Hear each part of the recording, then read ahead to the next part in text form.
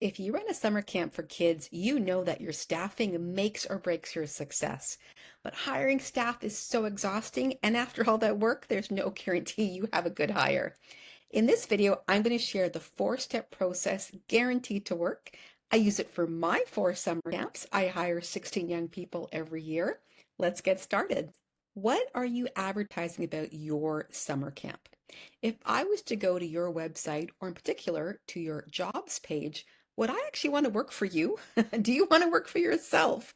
Consider that reality, especially for today's young people who are often looking for experiences and teamwork and camaraderie more so than ever. Yes, we are looking for being fairly compensated, but I actually don't pay as much as some of my competition, but I know I offer superior work environment. So to prove that, I go right to my website. I made a point to upload a video of myself. I do look kind of bug-eyed here, I know, but I want them to understand who I am as a person and why I started the company. What is my brand story? I also have a testimonial of a former employee. She introduces herself, talks about working with us, the pay, of course, and how she enjoyed the rewarding job. And lastly, I make a point to list out, in this case, 7 reasons why you want to work for my company, Codezilla. I think it's important for them to understand at a glance what they will get working for me. Okay, now that your website looks good to go, it's time to finalize the job description.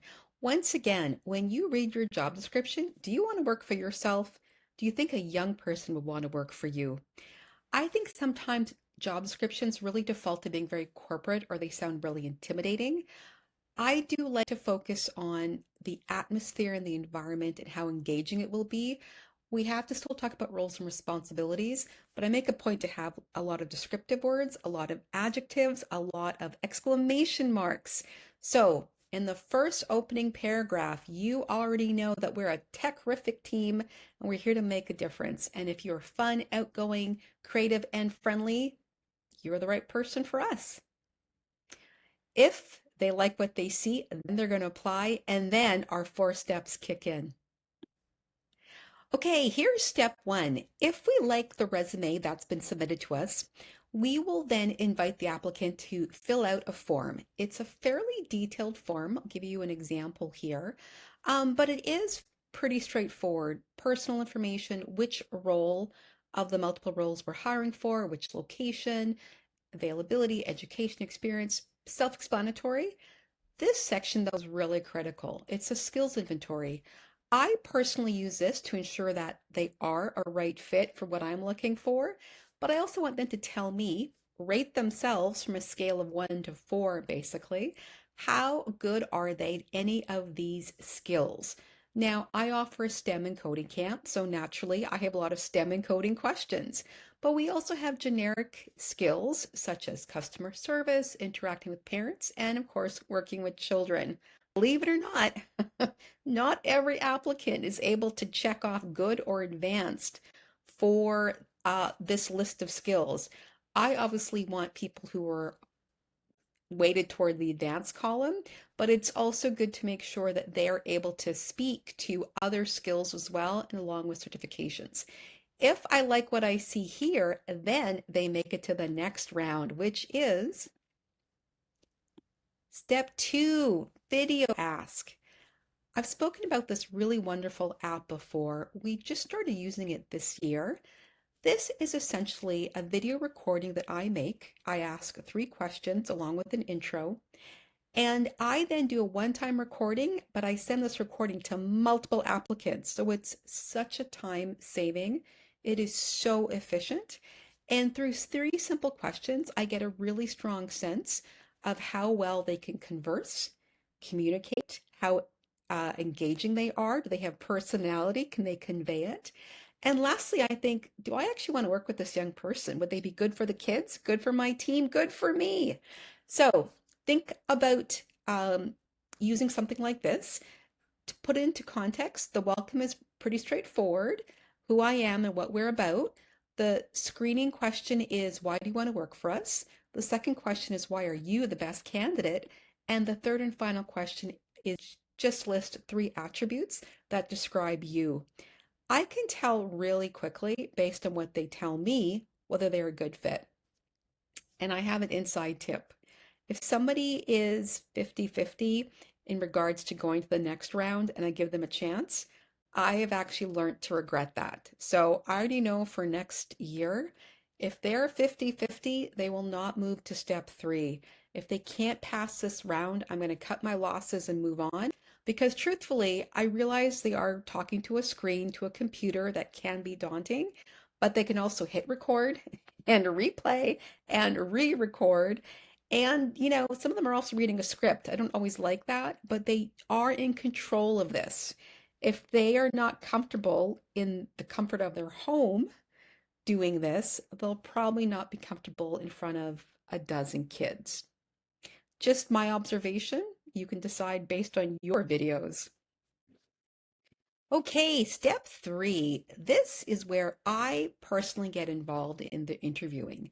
And one thing important about this round, they can kind of fake step one or step two. And by that, I mean they can say the right things, they can write the right things. When it comes to the Zoom interview, if you really want to ensure that you have an excellent hire, you need to ask the right questions, but you also need to ask the right questions in the right order. What do I mean by that? Okay, here is what I have learned through trial and error. I swear this works. Hear me out. When they come to this call, I am still shocked at how many people come and they are not prepared. They literally, despite having filled out that 5-page form, despite committing to the 3-minute interview, the video ask, they are coming to the Zoom call like they're just showing up. And I get it, they're college kids, university kids, they're busy. So am I. I am not showing up. I've literally reread their bio, reread their form, rewatched their video. I have done my prep work. So when they come to the call, I'm going to ask these 3 questions up front, and I will know immediately how committed they are. Okay, the first question isn't even a question. It really is simply, do they introduce themselves? I will always say, hi, I'm Sherry from Codezilla. And believe it or not, a lot of young people will just say hi or like, hey. Okay, now maybe common courtesy and personal introductions sounds old-fashioned. I'm an old-fashioned gal, I admit it, but we run a summer camp with kids who are often quite shy. I have had complaints because staff do not introduce themselves and they are actually more shy or less prepared than the child and their accompanying parent. If you don't introduce yourself, that tells me you're not that personable. I can train it, but I like someone who's already outgoing and understands the bare minimum for a people-based business is to be personable. Number two, really straightforward question. I ask, what role are you applying for? Once again, you'd be surprised. A lot of folks come and they literally have not gone back to the forms that they submitted or to the job description, and they actually say to me, what are the roles you have again? Not a good sign. The third and final question, that is the deal breaker for me, I'll actually just ask a simple question. What camp location do you want to work at? And I often hear, what camp location do you have again? Now, again, I know they're busy young people, but if they haven't come prepared to an interview for a job that they want, how do I have the assurance they'll come prepared to work? Remember, I am an educational camp and we do have to teach a new project, STEM or coding, every day of the week.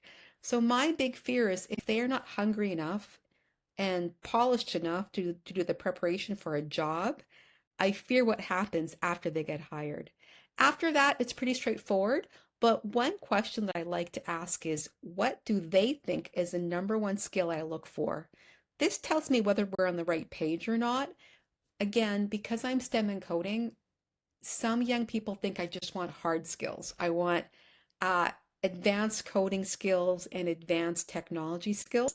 That's actually not what I hire for. And in the past, when I did hire for that, I got burnt. What I need are people skills. So I ask that question. If they don't get it right, we have a mini discussion. I want people skills. And then I say, on a scale of 1 to 10, how good are your people skills? Again, you'd be surprised what I hear, but at least they're telling me, and I get a straight answer, so I know whether or not they're ready for the next round.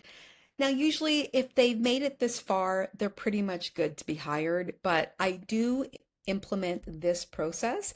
This is also a game changer, and you may want to consider it for your camp, even if you're not a STEM and coding camp like me. So, what does this involve? For round four, it's the demo round where they have to do a demonstration and assure me that they can actually identify a cool STEM craft or coding activity and they're able to teach it to me. Now, it's only a 15-minute interview, of which maybe only 3 or 4 minutes of that 15 minutes is dedicated to the demonstration. So it's short and sweet. It's really more about them making the commitment to do it, coming prepared, and showing me their passion, that they're engaging, and that they understand how to teach to kids.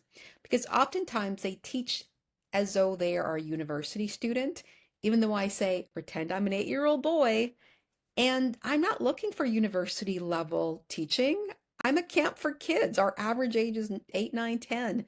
So I want to see, and I'll also give them some helpful teaching tips, how they would approach the job prior to all the pre-camp training. Now, one final thing to say.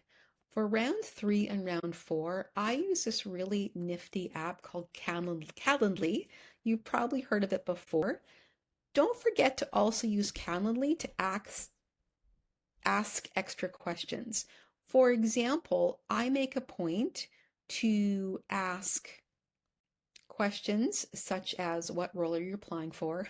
See, once again, they had to tell me before the Zoom interview. I also want them to tell me again in their own words what is most important to you in a summer job. 3 words describe themselves, and why are they the best person in the role? 2 of these questions are the exact same questions that I ask on the video ask, but it's good for continuity and consistency. And I want them to be a bit thoughtful about what they're really looking for in a summer job. I can also tell really quickly by this one question, what is most important to you? If their answer is, I need money, I need to fill up some free time, um, I have to get out of the house. I've actually had answers like that. It's very much like money, bored, need a job. They focus on themselves, which is fair and valid. I get that. But as a business owner and a camp owner, I also want to hear that they're passionate about being with kids and they're excited to teach this job. So consider also including some additional questions on your Calendly form because I assure you it'll tell you really, really quickly whether or not this person's a good fit for your camp or not. That's it. 4 simple steps, but I guarantee if you follow these steps, you will have better staff every summer, every time. Good luck.